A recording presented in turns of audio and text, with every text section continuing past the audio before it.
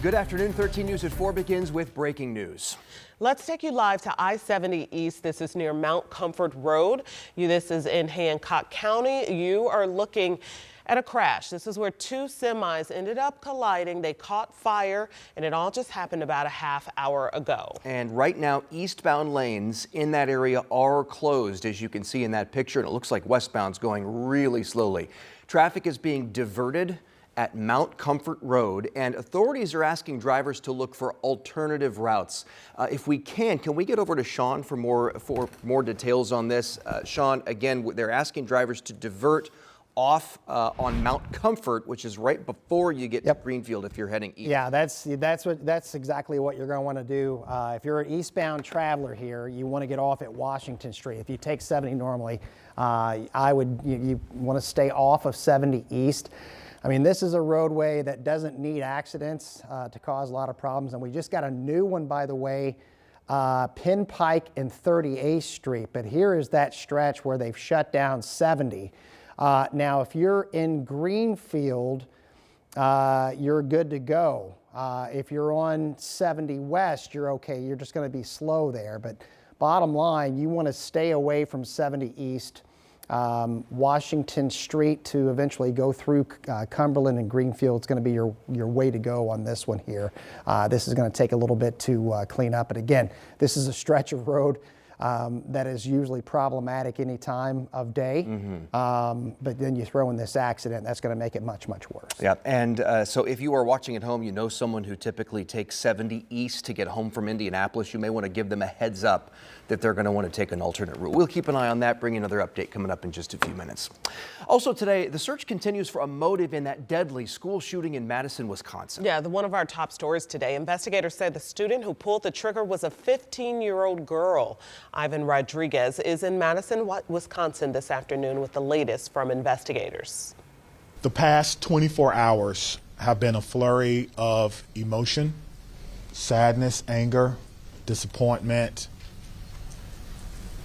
grief. Madison's police chief fielding the many questions swirling around Monday's shooting at Abundant Life Christian School. Like, how did a 15-year-old female student get a gun? And why did she open fire, killing a teacher and fellow student and injuring 6 others before authorities say she turned the gun on herself? Identifying a motive is our top priority.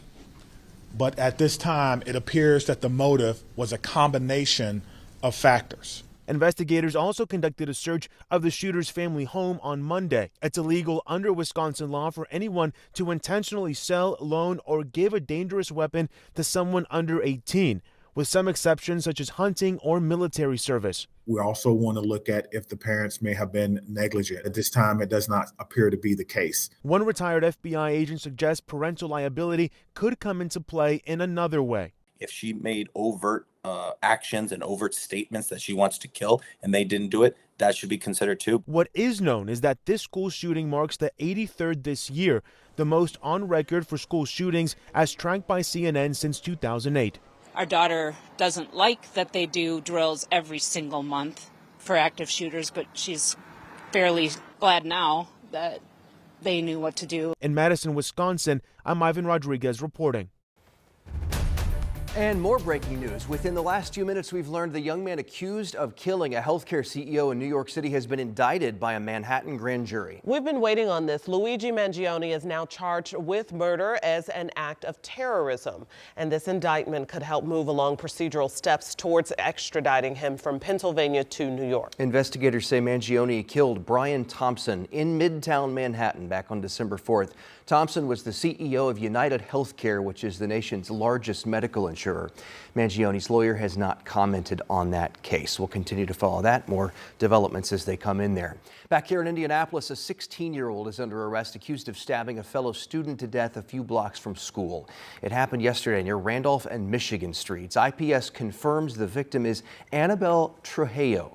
She was found in a yard near Arsenal Tech High School. Officers later found the suspect at school and arrested him. District officials tell us their crisis team is available right now to students and staff there at Tech High School. Now to a heartbreaking story that we've been following for months in Greenfield. The family of a 10-year-old boy who died by suicide is now suing their local school district. They claim Greenfield Central Schools did not do enough to protect Sammy Toish from being bullied. That lawsuit just filed today in court. Yes, our Chase Howe has been following the story from the very beginning. And Chase, what's the family suing for exactly? So they're suing them for wrongful death. And they say this is after the school where Sammy was a fourth grader at failed to protect him, as Justin said, from consistent bullying. Now, a little background about Sammy. He was a fourth grader at Greenfield Intermediate, and he ended up taking his own life in May.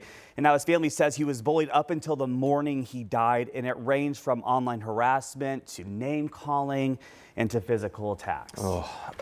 Did the family report it to the school? Yeah, so according to them, they did, close to 20 times at that. And then the Greenfield School District denied it at first and says they had no reports of Sammy being bullied at all. And then what's the investigation? What did the Greenfield police do about this? Yeah, so a few months later, the Greenfield police did their own investigation. And this is where it kind of gets interesting because they did find that there were reports of Sammy being bullied by his classmates, again, at Greenfield Intermediate. And that's when the school was like, actually, we do have some reports of him, in fact, being bullied and being physically attacked. And like I mentioned, I mean, it went over to online where he, up until the night before he died.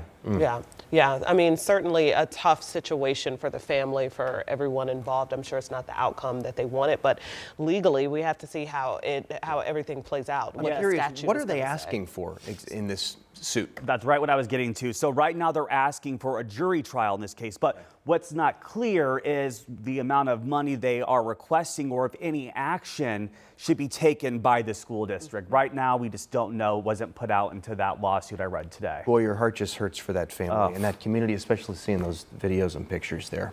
Thank you, Chase. We appreciate it. On to more news. 19-year-old Jalen Helms made his first court appearance today as he's facing more than 30 charges for illegal parties he set up last year. A 16-year-old girl died at one of those events. At today's hearing, a judge entered a preliminary not guilty plea for Helm. Investigators say Helms organized at least 20 illegal parties in 2023. Helms' bond was also set at $80,000. He's due back in court January 31st. IU Health is notifying people affected by what it's calling a security incident online. So here's what we know. The investigation revealed someone gained access to an employee's email account. They should not have, but they gained access to an email account between October 4th and 18th. IU Health says that resulted in limited information being compromised. The hospital system says it is not aware, though, of any financial or social security numbers impacted.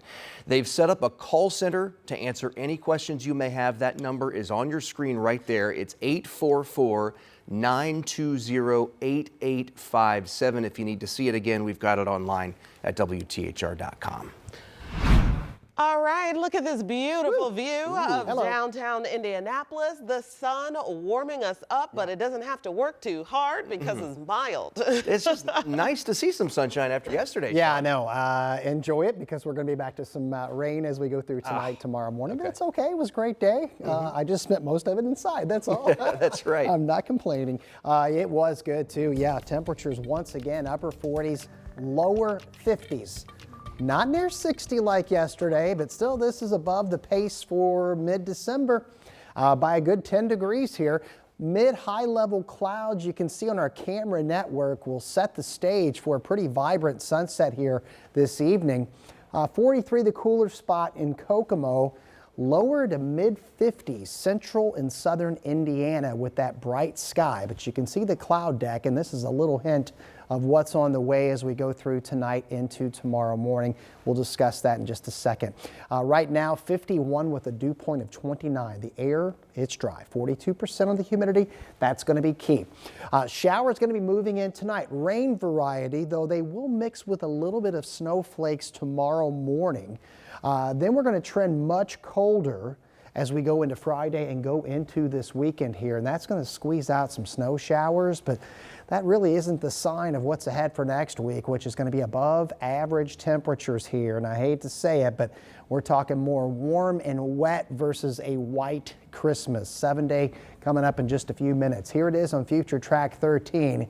You will see the shower action getting in here a little bit after midnight. Clouds come in first, and then you'll probably hear some of this rain. It's not going to be crazy heavy like we had the other day, but there will be some moderate pockets of rain. Now, early tomorrow morning, couple things to point out. Northern third of the state, you'll see some blue and a little bit of pink. That's some sleet, maybe a little bit of snow.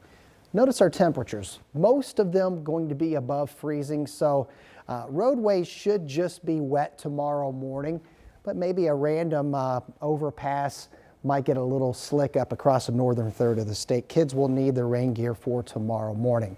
Got a busy 7-day forecast. Again, a colder weekend on deck. We'll talk about that and the snow chances coming up in just a few minutes. Hope to see you then.